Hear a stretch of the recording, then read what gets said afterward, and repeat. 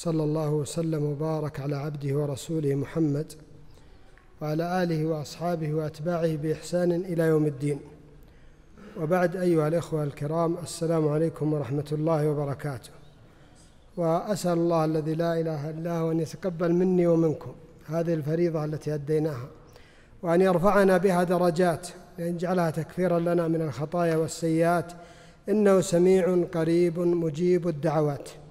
ثم وقفة قصيرة لعلها لن تطول عليكم إن شاء الله، يقارب 10 دقائق إن لم تكن أقل، ومع العنوان الذي طرح من قبل جمعية الدعوة والإرشاد بأبها بالتعاون مع فرع الوزارة مشكورين، الفرح برمضان.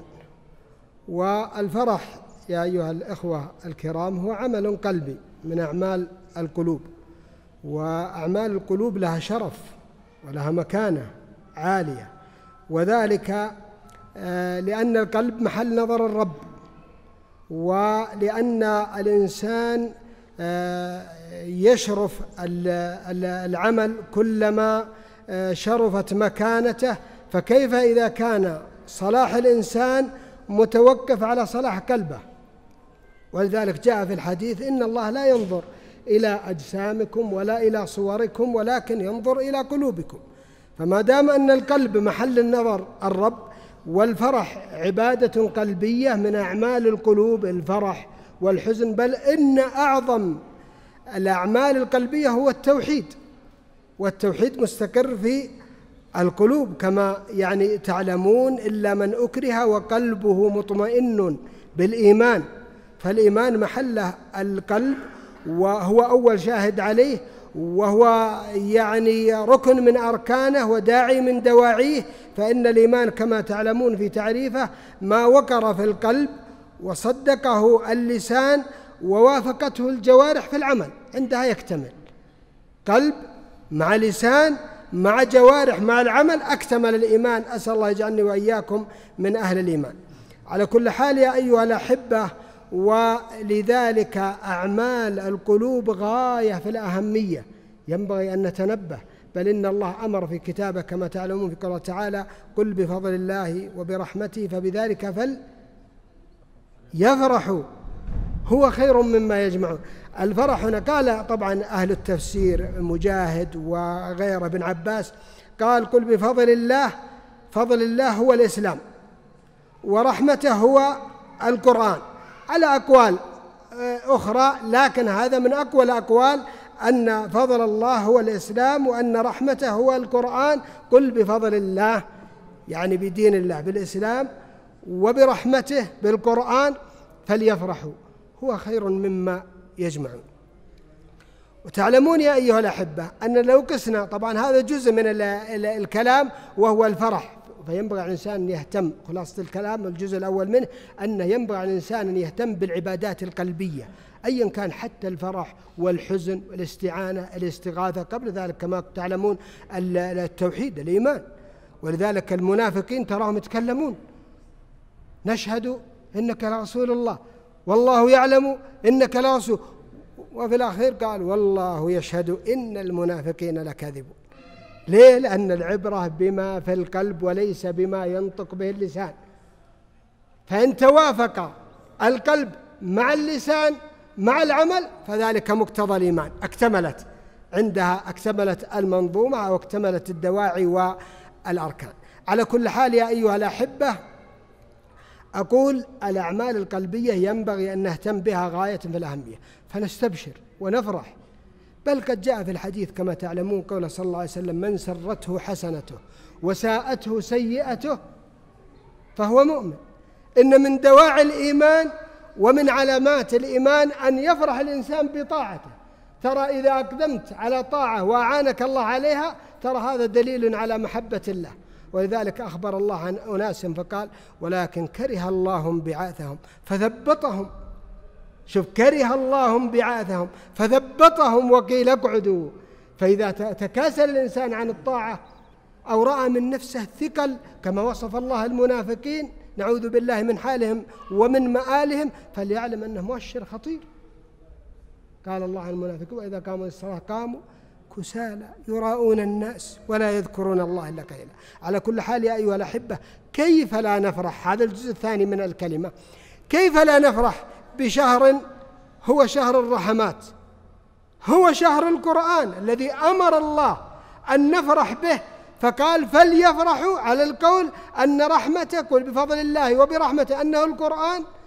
رمضان هو شهر القرآن الذي أنزل فيه القرآن، كما تعلمون شهر رمضان الذي أنزل فيه القرآن، بل فيه ليلة أخص ما تكون بالقرآن، إنا أنزلناه في ليلة القدر. وأخبر الله أيضا أنه أنزله في ليلة مباركة، إنا أنزلناه في ليلة مباركة. على كل حال يا أيها الأحبة، والقرآن هو الرحمة وهو البشارة وهو التجارة التي أخبر الله عنها أنها لن تبور. ورمضان تجارة، موسم أشبه ما يكون بموسم من مواسم التجارة، بل إنه موسم تجارة لكن مع الله. لاحظوا عندما ذكر الله في القرآن التجارة في قوله تعالى إن الذين يتلون كتاب الله، ورمضان من أخص الأشهر التي تكون فيه التلاوة. حتى فيما نراه عند الناس تجد أنهم يقبلون، تراه مؤشر صحي، تراهم يقبلون على الطاعة، تراهم يتزاحمون. أول ليلة من ليالي رمضان شوف ما أجمل اجتماع الناس وامتلاء المساجد والصفوف، هذه ترى تحقيق التقوى التي قال الله لعلكم تتقون. فهي ظاهرة صحية ليست ظاهرة مقلقة، بعضهم ينظر لها على أنها وين كانوا هؤلاء قبر، لا لا لا، هي ظاهرة صحية لها جانب مشرك ينبغي أن ننظر منه. قال الله إن الذين يتلون كتاب الله، وتلاوة القرآن واختصاص رمضان بالقرآن ظاهر لا يخفى. وأقاموا الصلاة، ورمضان والصلاة كما تعلمون حرص الناس على المحافظة على الصلوات، بل إن فيه صلاة القيام، صلاة التراويح التي سن الرسول صلى الله عليه وسلم قيامها، والتي أخبر أن من قامه الإيمان واحتسابا غفر له ما تقدم من ذنبه. وأنفقوا مما رزقناهم سرا وعلانية. ورمضان هو شهر الصدقات والعطايا، وكان الرسول صلى الله عليه وسلم أجود ما يكون، من أجود من الريح المرسلة بالخير في رمضان، أو أجود ما يكون في رمضان صلى الله عليه وسلم. وهو شهر الذي فيه الزكاة، سواء كانت في قول الله تعالى وأنفقوا ما رزقناهم سرا وعلانية، سواء كان الإنفاق الواجب للزكاة الواجبة، أو كان النافلة الصدقة غير الصدقة الواجبة لغير الزكاة، أو كانت زكاة الفطر التي يتطهر الإنسان وهي في رمضان. قال وأنفقوا مما رزقناهم سرا وعلانية، يرجون، وهذا الشاهد، يرجون تجارة لن تبور. ففي رمضان التجارة التي مع الله لن تبور، ليوفيهم أجورهم ويزيدهم من فضله إنه غفور شكور. فضل من الله، حتى قال بعضهم في قول الله تعالى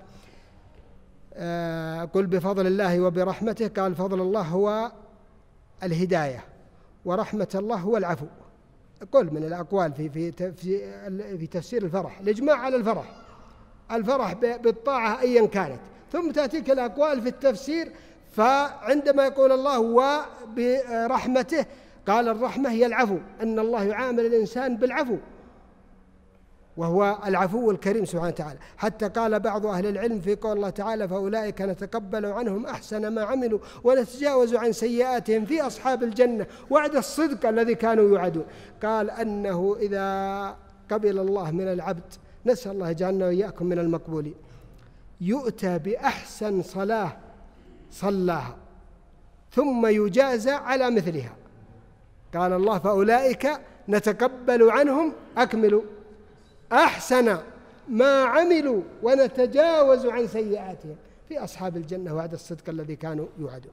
على كل حال يا أيها الأحبة، رمضان هو موسم للتجارة مع الله، ينبغي أن ننظر له بهذا المنظار.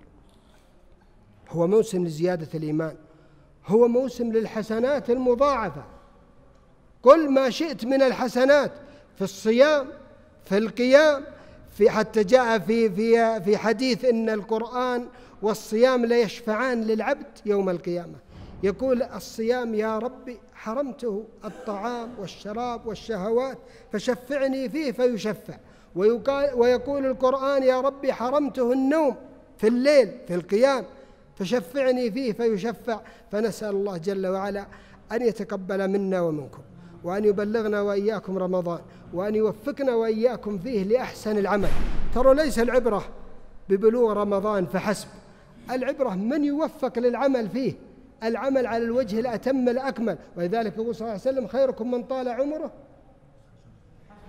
وحسن عمل. أما بدون حسن العمل إذا ما في خيرية ولا في فائدة. وكان من دعاء صلى الله عليه وسلم: اجعل الحياة زيادة لي والموت راحة لي من كل شر. فإذا طال العمر وبلغنا رمضان، نسأل الله أن يبلغنا وإياكم إياه، ولا ندري من يبلغه منا. فإذا طال العمر وبلغنا رمضان ثم وفقنا فيه للعمل الصالح، اجتهدنا بقدر الإمكان، فهذا هو التوفيق، وهذا هو الفضل والمنة الذي تحقق لنا، ينبغي أن نفرح به. أما إذا جاء رمضان والإنسان على عادته وعلى تقصيره، والله الفرح في وادي وهو في وادي. أسأل الله يعاملنا وإياكم بعفوه ورحمته، وبيض الله وجوهكم، شكر الله لكم، أجزاكم الله خير الجزاء وأحسن إليكم.